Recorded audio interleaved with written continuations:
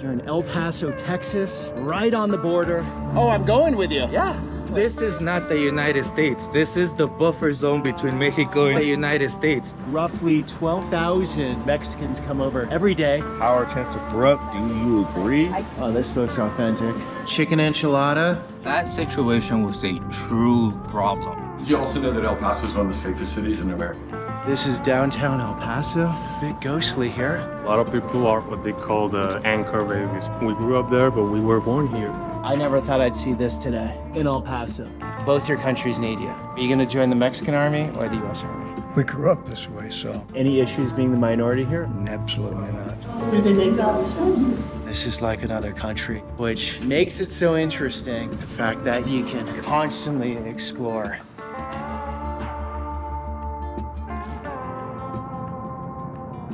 Good morning, guys. You're in El Paso, Texas, right on the border, and just past those tall buildings there is Juarez, Mexico. El Paso, a city many of us have heard of, but I think few of us know much about. So today we're gonna get out on the streets, into the downtown, into the border crossing area, into the rich hood, into the poor hood, talk to the locals, get a lay of the land, and a better understanding of what this city is like. Let's do this.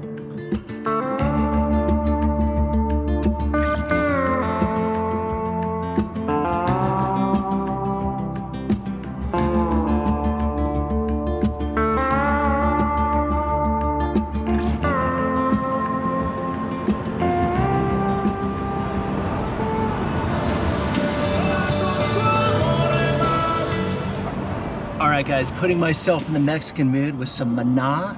Cheesy lyrics, depending on your definition of cheesiness. She left me, she broke my heart, it's all over, my life's in shambles. Romantics. But hey, good music. They sound a little bit like the Police from back in the day, actually. All right, so we're coming up here on the border area. There are actually a lot of border crossings. I'm trying to figure out which one is the most interesting with pedestrians coming on over, but we're close. It's right up here.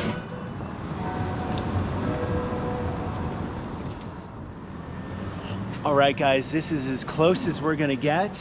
Roughly 12,000 Mexicans come over every day to commute into El Paso for work.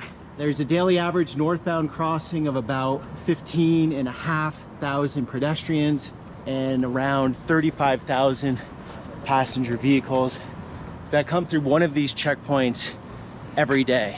I believe there are 4 in the region here, in the immediate region. So very active border here. And I just talked to a lady on the streets because you saw that footage going through downtown. Looked quite dead, a lot of vacant buildings. She said the pandemic really wrecked this place because this traffic was stopping, and there were a lot of Mexicans that own businesses downtown, and just a lot of this trade and population going back and forth. All that money exchanging hands wasn't happening. That's the first entry point into the United States. That's some of the car traffic coming in. There you go, you change your pesos for dollars. You're into America. Has a very Mexican feel though still, with better curbs.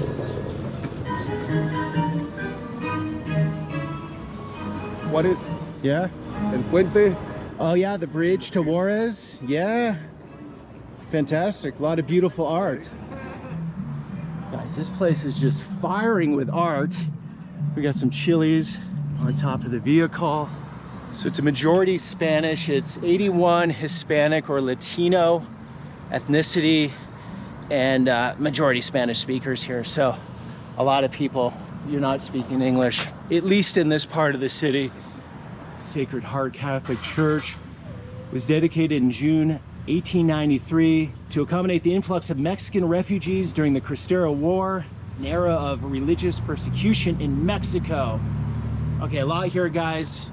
El Paso is quite old. Spanish era was 1659 to 1821. Then Mexico got independence in 1821, and El Paso officially became American in 1848. So Actually, guys, a bit ghostly here. Look at this yellow line, like I'm in rural America. But this is downtown El Paso, and it's not a weekend. Some bars down, a couple flashing opens, but sort of a bygone era feeling so far. We'll get into the more financial zone there. This weird silence. Listen to the silence downtown.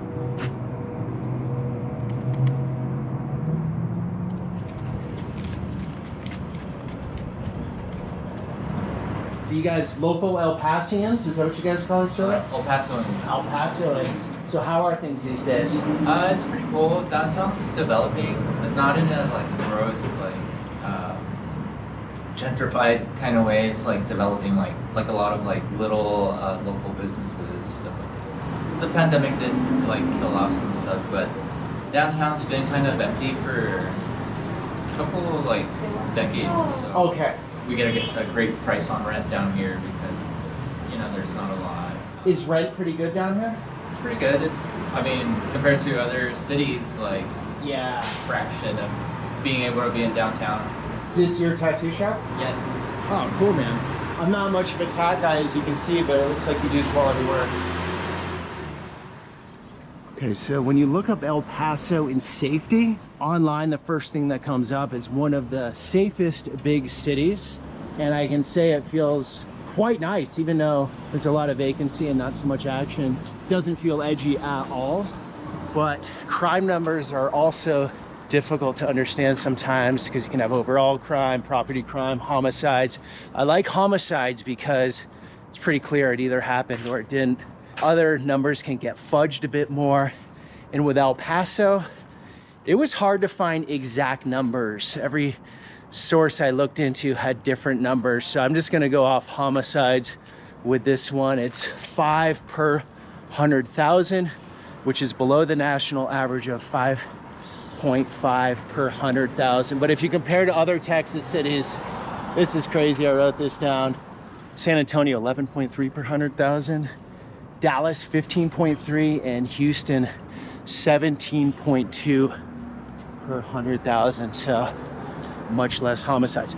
But check this out. I talked to a woman last night from the city on the phone, and she stated even those numbers aren't totally spot on because there are stories you hear by living here, at least that's what she said, of someone getting taken to Mexico and offed over there. So that homicide number doesn't hit the books here in Texas, and I don't think it hits the books there either. So there's some of that stuff going on, being a border town, because border towns often have some shenanigans going. There are people, money, and things being moved, escaping one system into another. So take that into account. But from my feel here, usually blight like this feels much sketchier, and I'm not feeling that at all. How you doing, sir? So, How's El Paso these days? I've seen you, man. I've seen you like On early YouTube? videos. Yeah. Thank you, brother. Yeah, it's cool, man. How's El Paso? Fine. It's cool. It's good. You from here? It's like a ghost town now, man. Ghost town, yeah. Take care. I don't know what this says about my character, but I love this stuff. The potential in this city. I mean, look at this Art Deco beauty. Oh my God, that's beautiful. Bassett Tower. Imagine these streets back in the day, thriving, suits walking up and down, busyness, kids laughing, all the optimism, building taking place. That looks like a cool restaurant, actually. That just can't be recreated. And you got the old elevators in there. There was an elevator man back in the day, dressed up well, the top hat.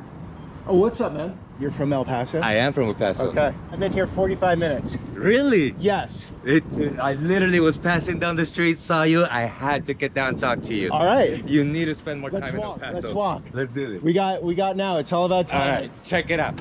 This building's This sweet. building right here Yeah. is probably El Paso's closest thing to having a Gothic building architecture. It was built for medical purposes. You see that face right there?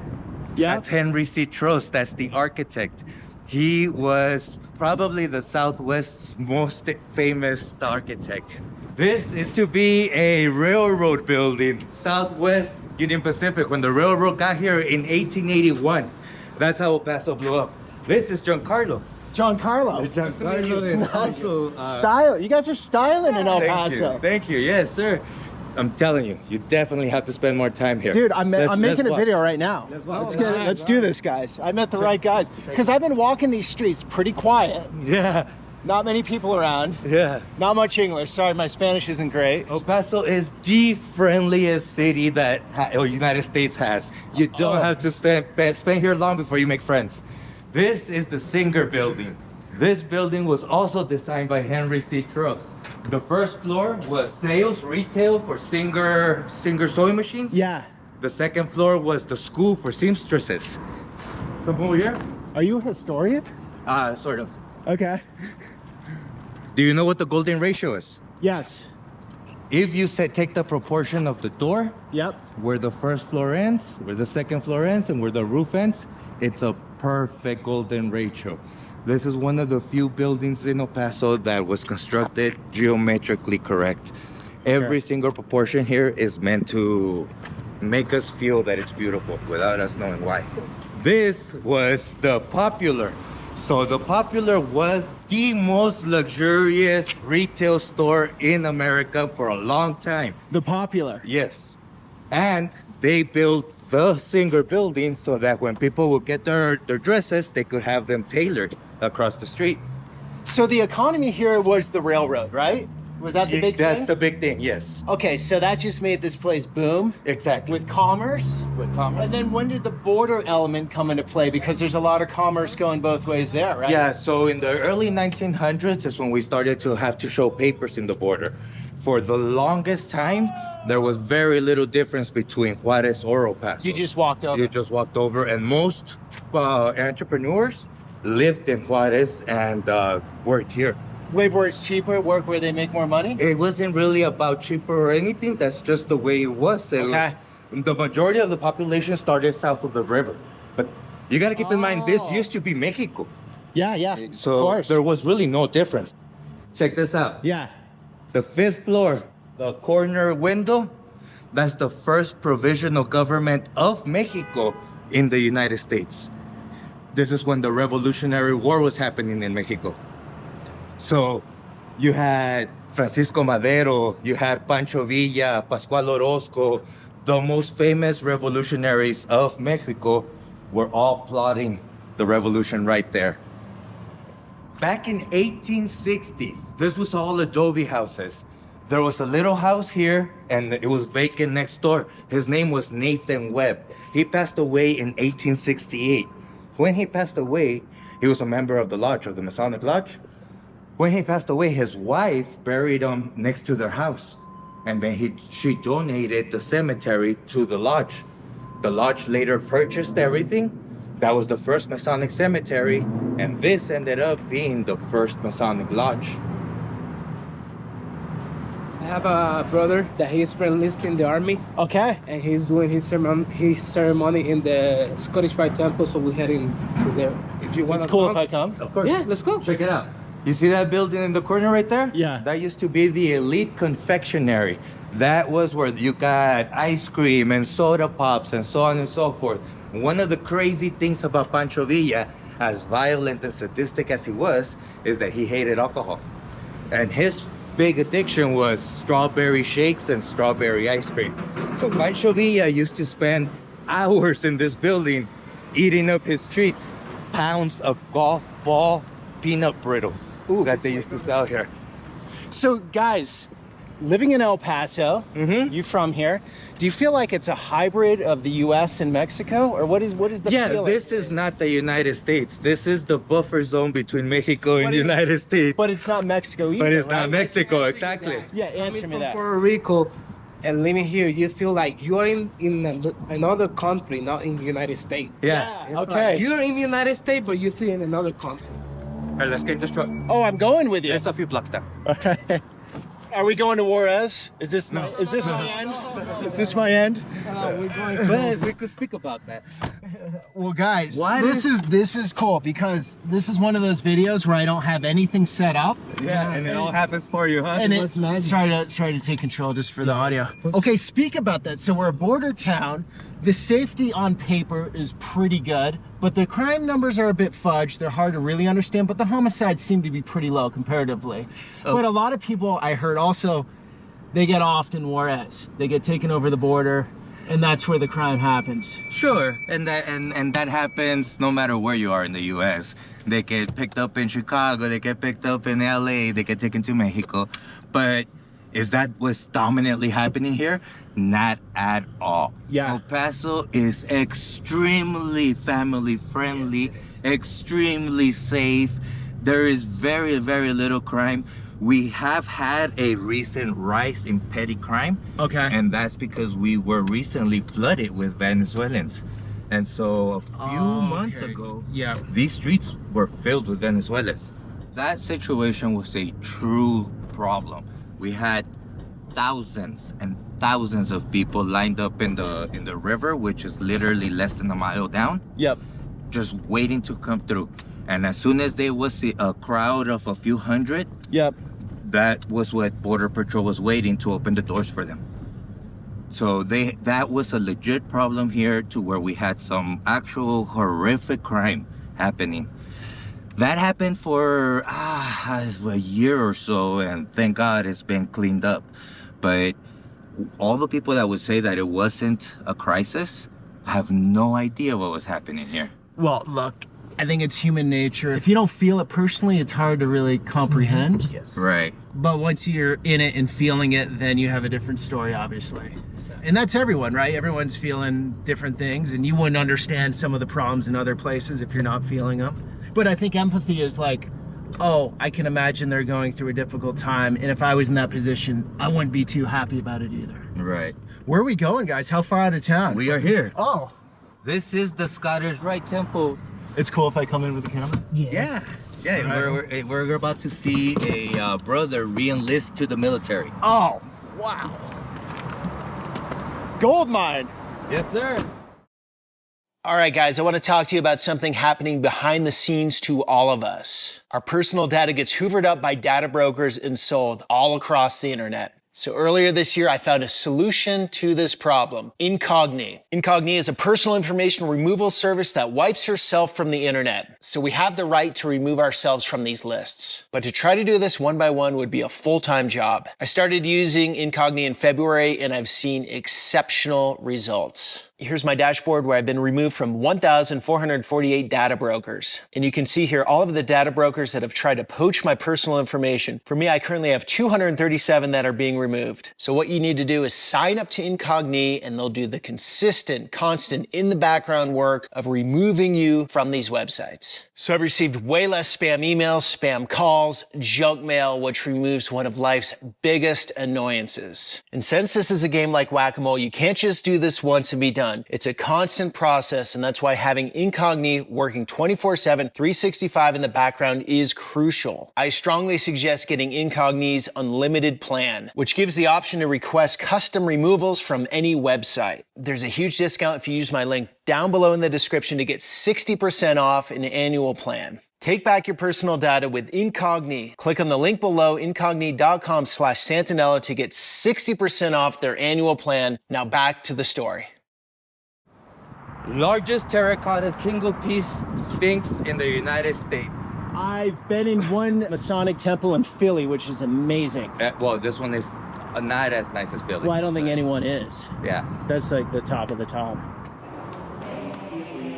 How you doing, sir? How you doing?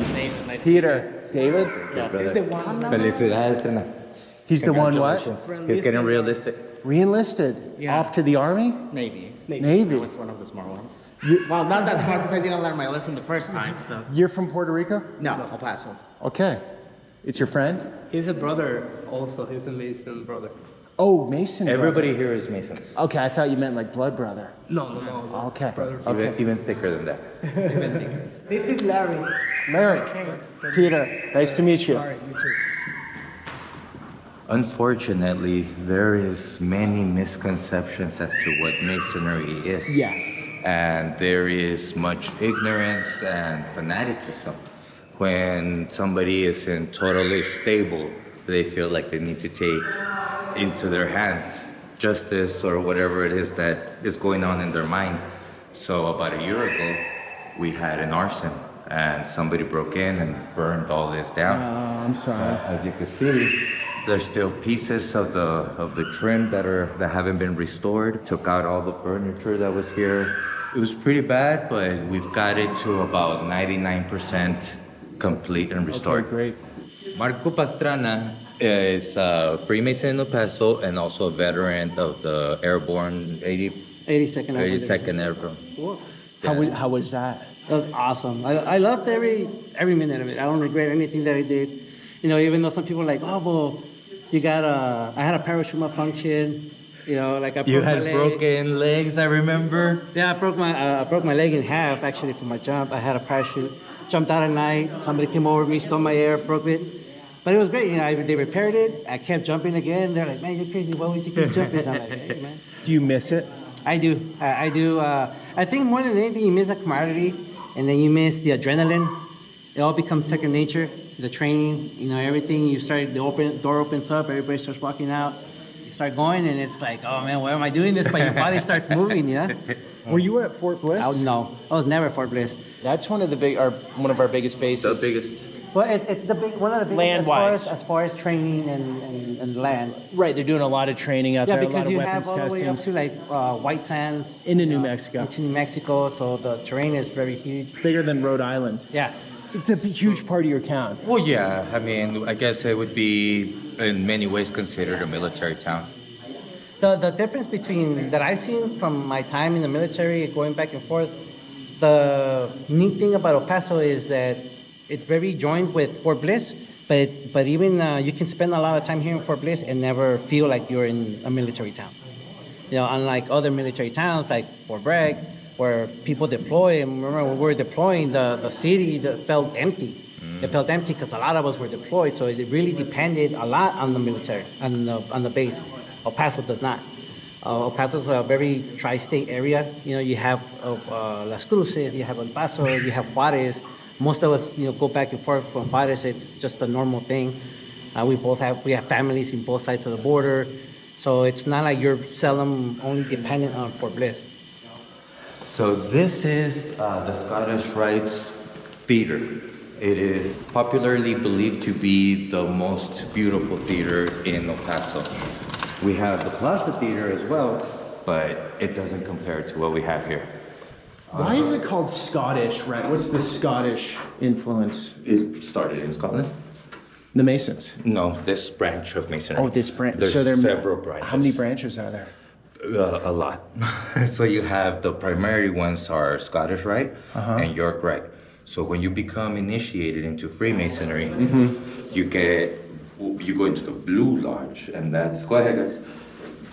Oh, wow. So within the Blue Lodge, you have 3 degrees.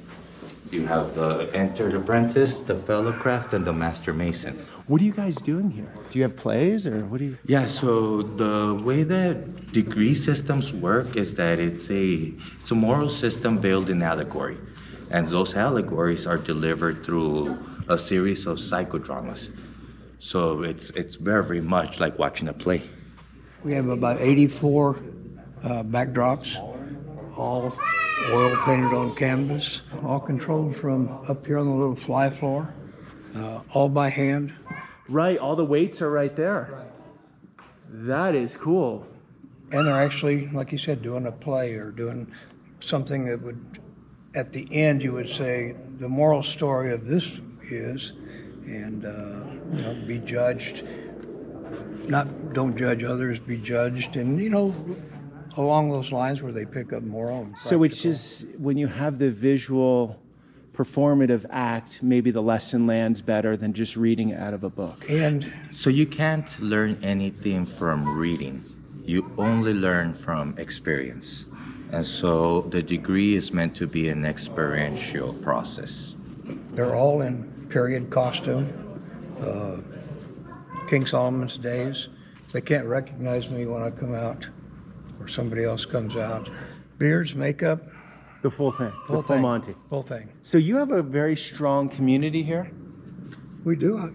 You either love El Paso or you don't. I've been here 75 years, so I'm not going anywhere. I'm a minority here, but we grew up this way, so So any issues being the minority here or no? absolutely not. Zero. Zero. He has a better diet. I do. And wherever you go, this is a Mexican food capital of the world right here. I'm diving in later, big time. I appreciate it, guys. Sorry I can't stay for the ceremony. It's just once that sun goes down, the video's over. I gotta see this town. This is your home. Come back anytime. Thank you, brother. You're very much welcome here, man. All right, thank you. And you guys do videos about El Paso, right? El Paso culture, El Paso history, and Elevate El Paso. Got that, everyone? I'll leave the links down below. Thank you. And I can't wait to learn more about this city. It was fun. You have to come back. All right, guys. Whew. Access like that is a lot of luck. It's great to see a lot of optimism, a lot of pride in this town from my little time here. And we have the main plaza, no needles, no trash, clean park, nice place. Quiet, tranquil, but really well taken care of here. The city's doing a good job down here. I gotta give them cred.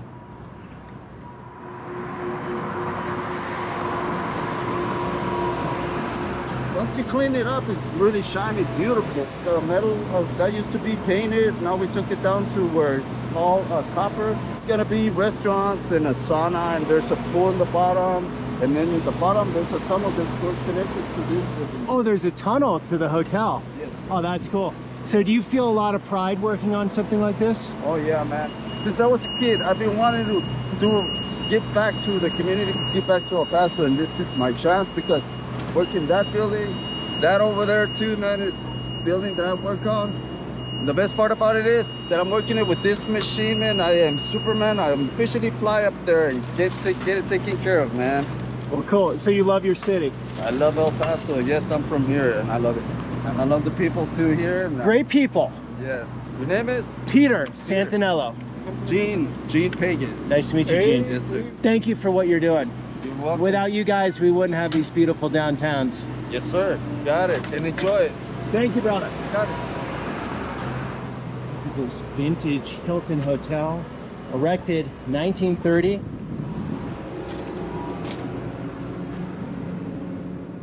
How you doing, sir? How are you doing? Good. It's beautiful in here. This is your first time checking it out? First time. Yeah. Can I go to the fireplace there? Go ahead. We also have a second floor if you want to check it out. We have like a mezzanine area. It's like old school Art Deco, right? Yeah, exactly. Art Deco. You got it.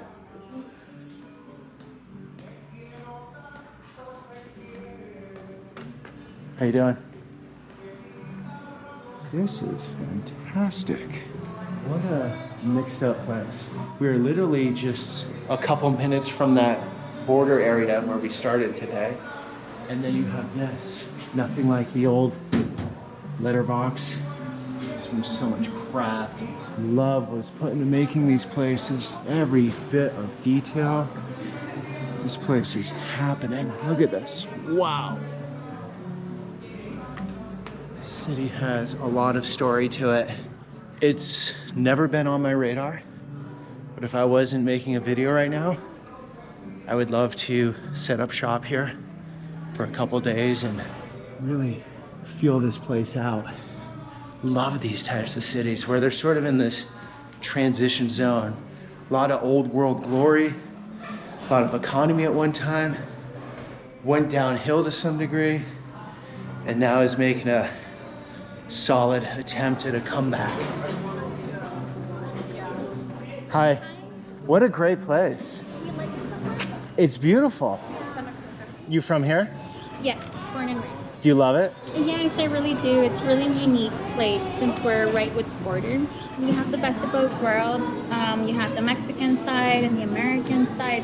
Whenever I do get a chance to go over there, when I come back walking, I think it's just, I'm literally crossing a country, and it's something so mundane and normalized in our everyday life. But Right. Something so cool. Yeah, there's something like 12,000 workers just coming in for the day, and then they go home. Yes, yes, and it helps boost their economy. We need the workers. My friend, how much is a room a night roughly right now? Like for our basic room, I've seen them go down to like 189. Okay. And then like a higher rate would be like 289. $289. So like $100 difference, yeah. But And to be in a beautiful hotel. oh yeah, for sure. These rooms must be amazing. Yeah, the rooms have so much like thought and detail put into them for sure. Right on. Yeah, you'd enjoy. You from here? Yes, I've pretty much lived here my whole life now. Nice, you love it? Yeah, I love El Paso. It's a nice little safe city. You feel the safety here? I do, for sure. Yeah, walking around. Even though we're like a border city, some people are like kind of controversial about it, but honestly, this is like one of the safest cities I've ever been to. It was great. Thank you, talking. brother. Yes, Thank sir. you. I love your city, man. Yeah, you should stay here sometime. I would love to. You wouldn't regret it. Take care. You too. And then, right around the corner, it's this. So literally, you could come in 2 streets over, see more of this and think, wow, El Paso is ruined. There's nothing going on. Or you can be over there, walk into that hotel, or here, and be in a totally different city almost.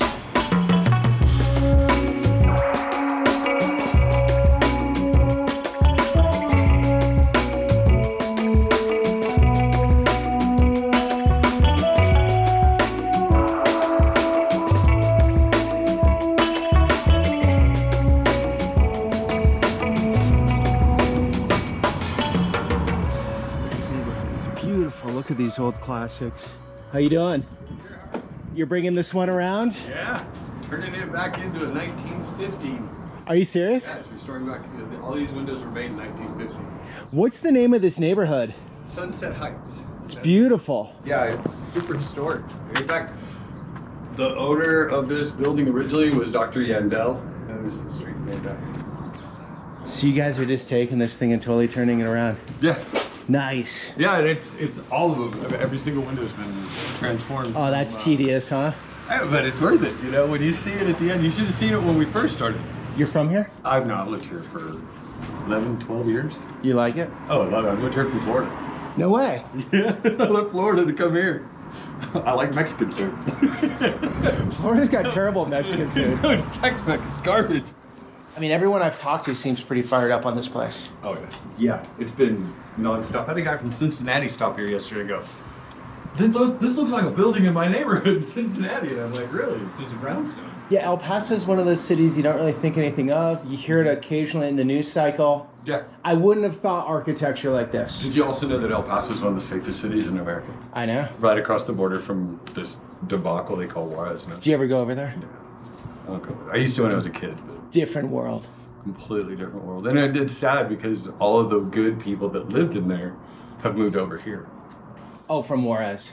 Yeah, the people that could afford it, the people could, that were maintaining Juarez and all that. And when the drug cartel took over, they just left. I mean, there's just nothing else they could do. You couldn't open a restaurant. You couldn't go to a bar without worrying about getting killed. Right. So they came here. It's mellowed out a bit, I think, over there, but still way more dangerous than here. Yeah, way more. And here's not dangerous. I don't think I've even seen a shooting since probably April. And the last time I saw a shooting in the news, it was some kind of domestic violence. It wasn't even. Right. So you feel safe walking around? Oh, yeah. You have to really go out of your way to find trouble here. All right, guys, UTEP, University of Texas, El Paso. Very interesting architecture here. From what I read online, it's got a Bhutanese-inspired design across the campus. I was told this is actually the liveliest part of the city because all the students are out and about. And the cool thing about public universities, the public is allowed to walk there. So let's just see what we can check out. Hopefully talk to some young people, get their take. Power tends to corrupt. Do you agree? For the most part. What extent do you think that power will corrupt a person? That's a tough one. Everyone's different. It's like a sliding scale. Power could be a Power prof. could be money. It could be a prof in a class here, Yeah, right? it could be. But does it corrupt all of them? No. Some of them, yeah. So it could just be prestige. It could be money. It could be many things. It definitely could be. I will say that. But only one person in like the entire world, in all of existence, No, you're not supposed to do it. that had absolute power and did not corrupt absolutely, and that was Jesus Christ. There we go. Yeah, exactly. Okay. Yeah. You know what? I believe the soul continues on, right? I'm gonna die. Yeah. This carcass, this vehicle I'm driving right now is done in the dirt, but the soul moves on, and I can't say into what. You can't say into what for sure. No, I can't. How would I Okay. know? So How would I know? would you say that you're agnostic then? Look, I pray every night. I believe in a higher power. But am I reading the book word for word, and am I going to tell you every word in that book is true, and I know for sure? No, I've been on the planet 48 years. How would I know? Right. Because if I grew up in Thailand, if I grew up in India, I would have been downloaded with a different religion, most likely. Probably. And I would have been saying, this is the way. Right. So a lot has to do with your condition, where you grew up, your culture, that sort of thing. I would say yeah, but I would also say that the Bible says to preach the gospel in all nations. Yeah, okay. So I would say go ahead and try to spread the word as much as you can. Are you ladies religious? No, but I'm trying to get her into religion. Like, I'm semi-religious, but I'm trying to get her into religion. Okay. This is like the best conversation I think I've had about religion with a stranger in a while. Oh, cool. No, that's like, I guess you could say not judgmental. I guess you could say, like, I don't feel Right. having this conversation with him is making me feel bad about myself, since I'm not, I guess you could say, consistent with my religion. Yeah? No, I feel the same way. Whenever someone forces it and says you're going to hell if you don't believe like I did, then I have a problem, right? But I'm open to it. I want to learn, and I live by the 10 Commandments. That's the goal, right? No. No? Oh, okay. No, okay. But not because the 10 Commandments are bad. Do you have kids? I don't. Okay, okay, but like for instance, I have some small kids, right? Like, Okay. I never tell my 4-year-old like, hey girl, don't murder anyone today. Okay? Right. And the reason that I don't is because I don't actually believe that that's what's in her heart and that's what she has capacity to do, right? Okay. And so what we actually see in the Bible is that God gives people one law. When people break those laws, he actually adds more laws, right? And the reason why is because the laws are meant to expose what's in our heart and supposed to turn us to God and say, oh my gosh, like, I'm capable of doing this too. I want to trust the one who's good, who said this to me. Just like a father would say to his son, hey bro, like, don't run the street, right? It's like, man, like, we could say that and say, oh, well, the father's so oppressive, you know, like, but the greater message than what the father's telling the son not to do, because he knows the son can do that, is that he wants the son to trust the father. Okay, have you always been religious? No, man. I was walking to class one day at Texas State University in 2016, and I met the guy who's now my pastor, who was on campus and stopped me and talked to me. Oh, that's cool. So how is it on campus? I mean, is it a religious campus? People are interested, or is it a tough sell? Or Bro, you know what? One thing that I will say about El Paso is like a lot of people, just by nature of, I mean, I think how Catholic Mexico is and how close we are proximity-wise, Hispanic culture. I think there's a reverence for God. Like when you say God, it's not like, oh, dude, F God. You know, like I did ministry in DC. Like there's a dude who was like, bro, I just read through all the greatest satanic arguments like before I had this conversation with you. Like, and I'm ready to talk to you now. Right? The religion's literally blowing over the river right now. Yeah. So there's definitely like a reverence for God, but I think, bro, like knowing of God and knowing God are two different things. And I think what we see is like generationally, it almost feels like grandparents, like, yeah, dude, love God, follow God. Parents were like kind of took a step back, and then almost what we see now is like there's a cultural Catholicism. But if you ask most people, like, hey, do you go to church? Is this an active part of your life? It's not, you know? What's awesome is like I think there's a love for God, and we want to cultivate that, right? But we want to point people to actually like love and faith is like belief and action. So what does this actually do to our life? How does our life change because of this, you know? So, very cool. Awesome, man. She works with you? Yeah, this is Sam. Oh, Sam, nice. So there's a lot of you guys here doing this. Yeah. Okay. One thing about Gen Z that I will say, man, is that it felt like with the millennials, and like I fall right in between, right? Like Okay. I'm 97, right? Like it felt like there was kind of a rejection of like God and this kind of determinism of like, man, we want to live our own way, you know? I think Gen Z, like, there's almost been like a reinvigoration of like, man, like, okay, we're struggling with, like, we have the most knowledge ever, you know, we have the most access to whatever, so why are we so depressed and anxious and this and that? Okay. And I think people are actually like waking up and saying like, well, why is that? Like, If we Okay. have all this stuff, if we have AI and we have all these other things that can give us solutions to all, like what then is still wrong and what do I still see that's wrong about my heart? Those aren't solutions to the soul, Or not? right? Yeah. You need deeper meaning. A deeper meaning. And I think that there's been like this generation feels like it's been awakened to like, what is this? Like, yeah. Thanks for bringing me around. Yeah, no worries. This is your library. Right, very nice. So Edmundo, you're from El Paso originally? No, I'm from Juarez. I grew up there. I moved here when I turned 18. So is that the story of a lot of people here in El Paso? Yeah. A lot of people are what they call the anchor babies, right? So yeah. We grew up there, but we were born here. So we come when we turn 18 or when they are older. Okay, so cut me off where you want, obviously.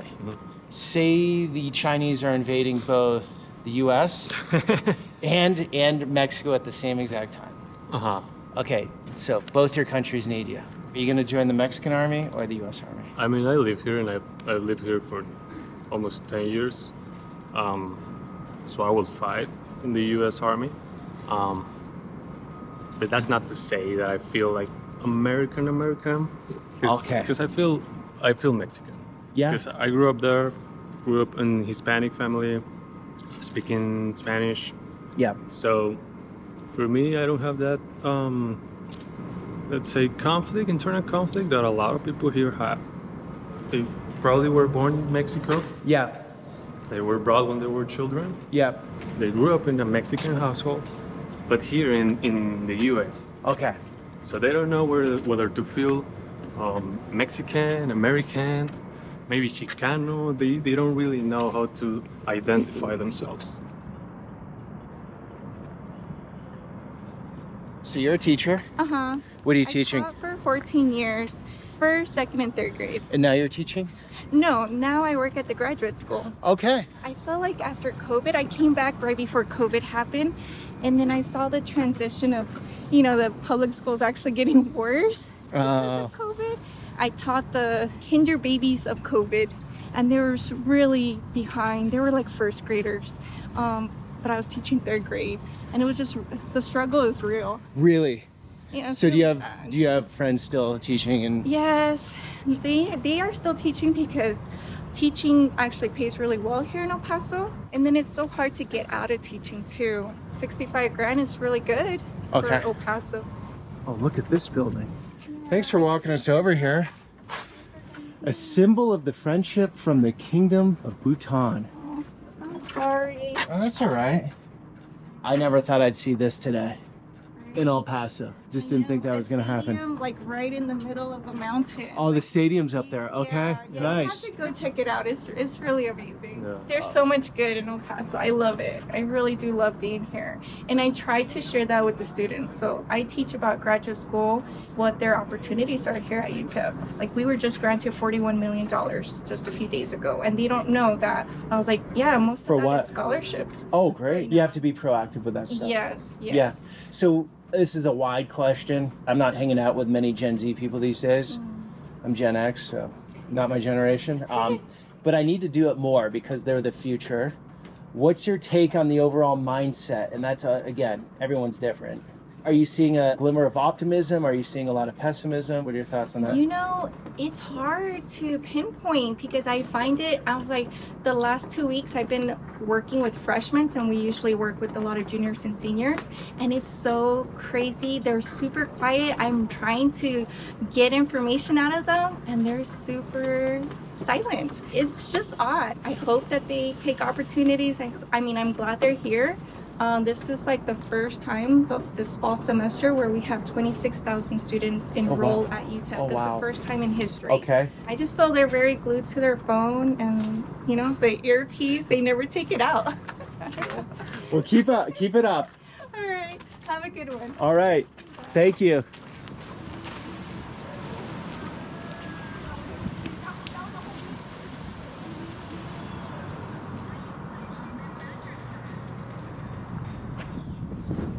Right into the side of the mountain here. Right out into the desert of Texas, on to New Mexico, the other side Mexico. Such a fascinating sliver of America here with all these cultures coming together, influencing one another. If you're in Wisconsin or Minnesota, this is like another country even. And the same for people going up there, which makes it so interesting, in my opinion, the fact that you can constantly explore. And then you got this whole nother world right over the border, different upbringings for people, different opportunities. There's great people in Mexico. I love Mexico. I've loved my time in Mexico City.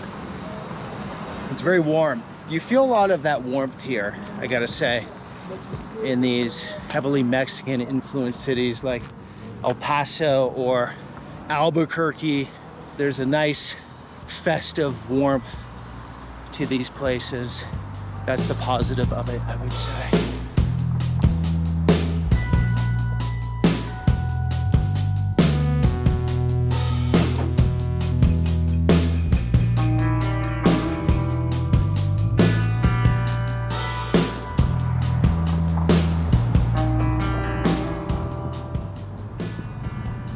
Here we are in Devil's Triangle, or former Devil's Triangle, known as Angel's Triangle now. And this is a part of the city that back in the 90s was extremely dangerous. A lot of crime, a lot of homicide, a lot of drug dealing, a lot of prostitution. It's been cleaned up a bit, not as dangerous as it was. Still dangerous to some degree, but the 90s were crazy here, from my understanding. And I think it's roughly 65% of the population lives below the poverty level, but it feels fine.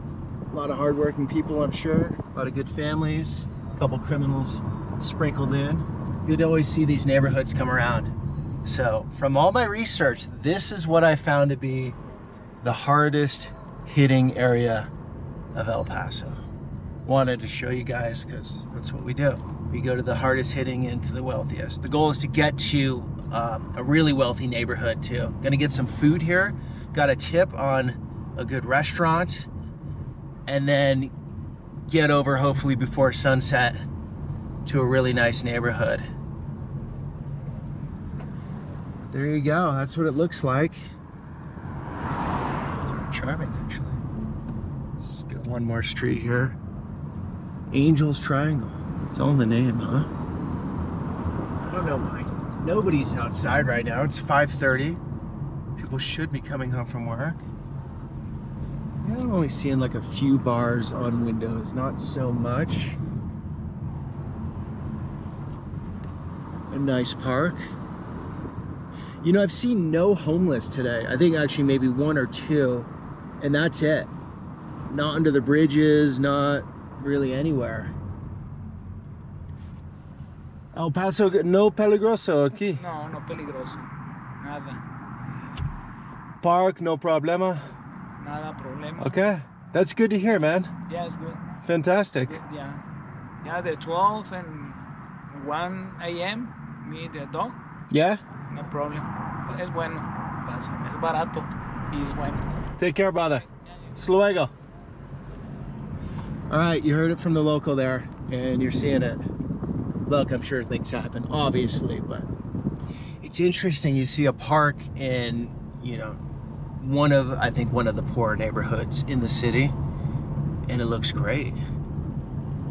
And then you go to some really wealthy cities in the country, and you go to some of the parks, and they're taken over by homeless or drug addicts, and you wouldn't want to spend any time in them. But then you go to El Paso, in the so-called hood, and you would hang out in that park. Interesting how that works, huh?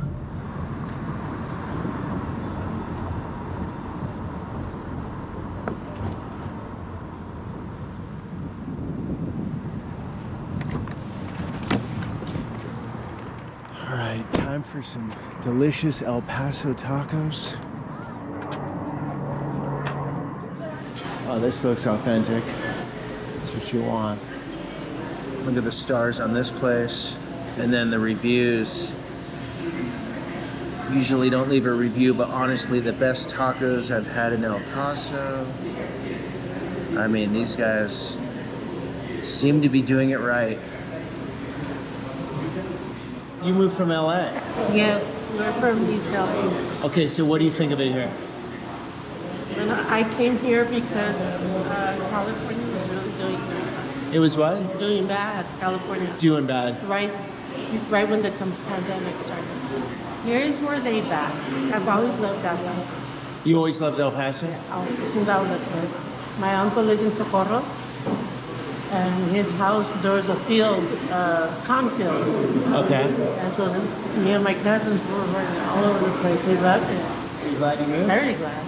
We don't have any looting. Everyone just follows the law around here. All right. You make them better. Enchiladas. So chicken enchilada, cheese, red sauce, beans. Cold. Cold.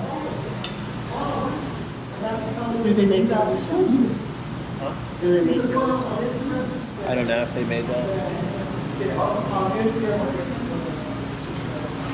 All right, I'll give it a good, not out of the park, but it's good. It's good. Mm-hmm. All right, there you go. Have they put that in place?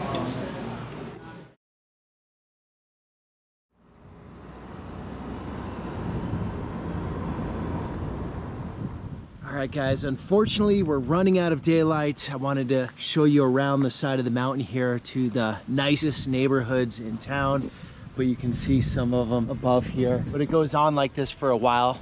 And I gotta say, El Paso, a fascinating place. Way more impressive than I would have thought, and way more mixed up and full of surprises. Really a cool city. Thanks for coming along on that journey. Until the next one.